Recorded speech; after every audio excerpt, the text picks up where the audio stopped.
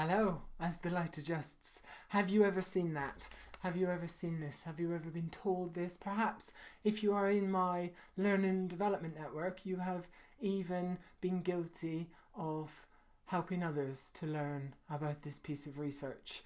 Have you ever been told that communication is 55% body language, 38% tone, and 7% words?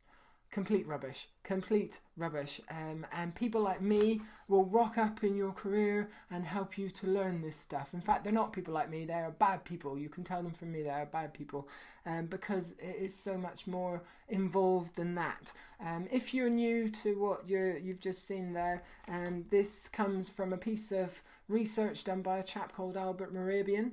He was a UCLA professor and it was done in 1967.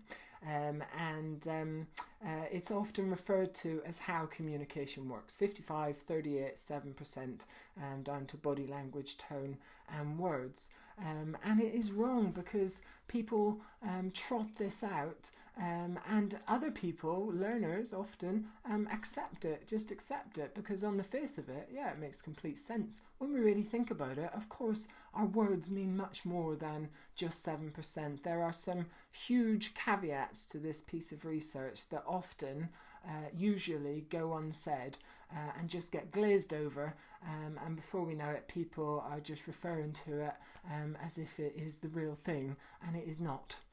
It's a bit of a bugbear of mine, you can probably tell. I can feel myself getting all het up about it.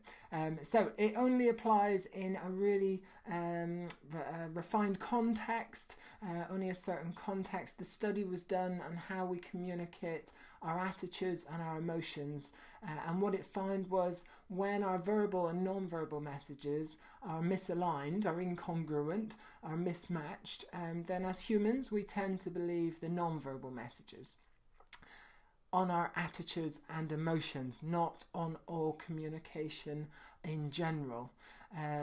So this is a piece of research that has been misused, it has been misunderstood, and it has been abused over the years. And so I want to do my little bit today in a few minutes to try and dispel this huge myth when it comes to Mehrabian and how communication works. If you read into the study, there were some really questionable approaches taken to it. I mentioned 1967, that many years later we would really challenge on how the study was conducted. That's for another video, perhaps that's for another day, but I want you to keep that in mind. If you have seen it before, then I hope that's helped.